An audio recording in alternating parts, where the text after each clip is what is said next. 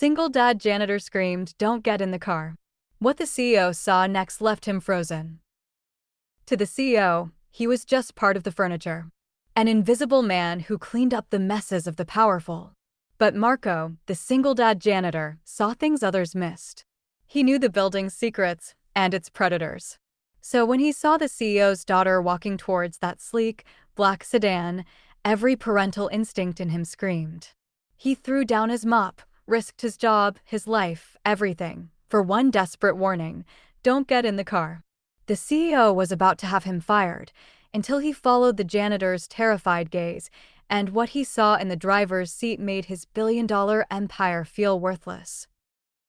Hey, store lover! Welcome to the Narrative Hub, Reddit Stories. Believe me, this adventure gets wild, but it's only epic with you. Seriously, you make this possible. Want more stories? Greater adventure? Smash subscribe right now. Smash like. Comment below. Let's go. Marco Hernandez had been cleaning the 47th floor of Blackstone Financial Tower for 3 years. 3 years of emptying trash bins filled with million-dollar deal remnants, mopping floors where billion-dollar decisions were made, and remaining completely invisible to the men and women who shaped the global economy. At 34, Marco carried the weight of single fatherhood like a badge of honor and a burden combined. His 8-year-old daughter, Isabella, was his universe. Her photo taped inside his janitor's cart served as his daily motivation. Every night shift, every dismissed greeting, every moment of being treated like human furniture was endured for her future. Richard Blackstone, CEO of Blackstone Financial, had passed Marco in the hallways hundreds of times. Not once had he acknowledged his existence. To Richard, the night cleaning crew were ghosts, necessary but invisible, like the plumbing or electricity that kept his empire running. But Marco saw everything. He noticed patterns others missed. The late-night meetings in Conference Room C. The hushed conversations that stopped when cleaning carts approached. The visitors who came after hours through the parking garage entrance. It started 3 weeks ago with small observations that most would dismiss. Marco noticed the same black sedan appearing in the executive parking level every Tuesday at exactly 6:45 p.m. The driver never got out, never turned off the engine, just waited. The car had no company markings, no official designation. When Marco asked Larry, the head of security, about it, he was told it was executive business and to keep his nose clean if he wanted to keep his job. But Marco's protective instincts, honed by years of single parenting, couldn't let it go. Something felt wrong. The way the driver sat perfectly still, the tinted windows that never rolled down, the fact that no executive ever seemed to use this mysterious car service. Then came Tuesday, October 15th. The night everything changed. Marco was finishing his rounds on the 47th floor when he heard Richard Blackstone's voice echoing from his corner office. The CEO was on a call, his door slightly ajar, something that never happened during evening hours. Yes, she'll be ready at 7. Same arrangement as always. The driver knows the routine. Marco's blood chilled. Through the crack in the door, he could see Richard looking at a photo on his desk, his 16-year-old daughter, Emma. A photo Marco had seen countless times while dusting the office. The pieces crashed together like a violent collision. The Tuesday car. The 6:45 timing. The mysterious driver who never showed his face.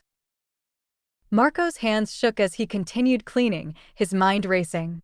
He thought about Isabella, about every parent's worst nightmare, about the stories he'd heard whispered in his neighborhood about girls who vanished into black cars and were never seen again. By 6:30 p.m., Marco had made his decision. He positioned himself in the parking garage, his cleaning cart providing the perfect cover. The black sedan sat there like a predator waiting to strike, engine running, exhaust creating ghostly wisps in the cool evening air. At 6:50 p.m., the elevator dinged. Richard Blackstone emerged, his phone pressed to his ear, closing another million-dollar deal. He was so absorbed in his conversation that he didn't notice the janitor lurking in the shadows, or the way that Janitor's entire body was coiled like a spring. Then came the second elevator. Emma Blackstone stepped out, her designer backpack slung over her shoulder, her eyes focused on her phone. She was texting, laughing at something on her screen, completely unaware of the danger Marco believed was waiting for her. She started walking toward the sedan. Everything slowed to a crawl. Marco watched as Emma approached the car, watched as the rear door began to open from the inside, something that should have been impossible if this was a legitimate car service. That's when he saw it. Through the slightly lowered front window, Marco caught a glimpse of the driver's reflection in the side mirror. It wasn't a professional driver at all.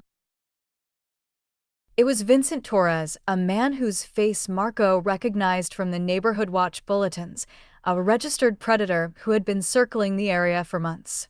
A man who had somehow infiltrated the executive garage and was masquerading as a driver to get close to his target. Marco's parental instincts exploded into action. The scream that shattered everything. "Don't get in the car." The words tore from Marco's throat with the force of 3 years of suppressed voice, 3 years of being invisible, 3 years of watching powerful people make decisions while the real dangers lurked in plain sight. The scream echoed through the parking garage like a gunshot. Emma froze, her hand on the door handle. Richard spun around, his phone call forgotten, his face a mask of confusion and rage. "Emma, get away from that car now." Marco screamed again, abandoning his cart and running toward them. The sedan's engine revved. The driver was panicking, realizing his cover was blown. But Marco wasn't stopping.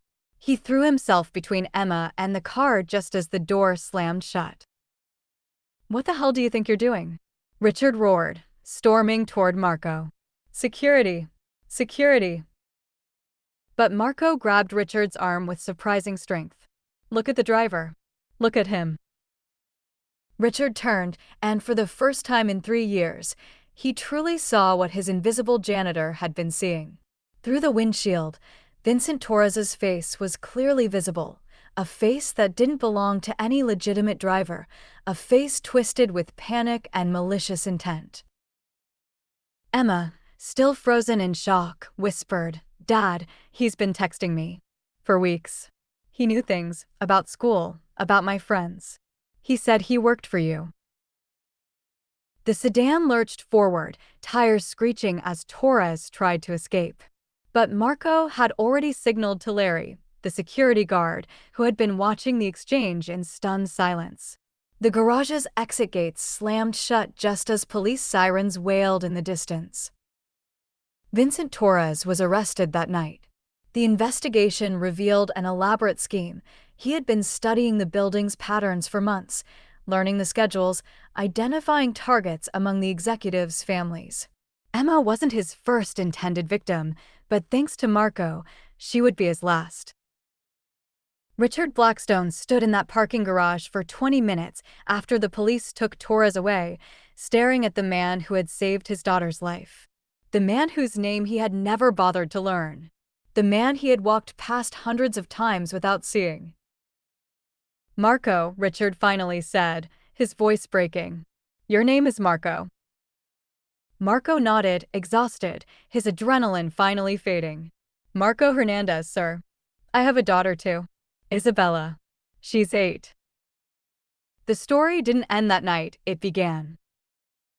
Richard Blackstone underwent a transformation that shocked everyone who knew him. He established the Marco Hernandez Foundation for Workplace Safety and Recognition, dedicated to ensuring that every employee, regardless of position, has a voice and visibility. Marco was promoted to head of building security, with a salary that ensured Isabella could attend the same private school as Emma. But more than the money, Marco had gained something he'd never had before: respect, recognition, and proof that his voice mattered. Emma and Isabella became friends, bridging two worlds that had existed in the same building but never truly connected. The two girls would often be seen in Richard's office after school, their laughter filling spaces that had once echoed only with the cold transactions of high finance. The story made national headlines, not just for the dramatic rescue, but for what it represented: the invisible workforce that keeps America running and the importance of seeing and valuing every human being. Marco became an advocate for worker recognition and safety protocols. He testified before Congress about the unique vantage point of service workers in identifying threats that others miss. His testimony led to new federal guidelines for corporate security that included input from all levels of staff. Vincent Torres received a 25-year sentence. During his trial, investigators discovered he had been operating similar schemes in 3 other cities, targeting the children of wealthy executives by exploiting security blind spots that only someone invisible could identify. Today, Marco Hernandez walks the halls of Blackstone Financial Tower with his head held high. He wears a security uniform instead of janitor's coveralls, but more importantly, he wears the knowledge that his voice, the voice of someone who had been invisible for too long, saved a life and changed everything.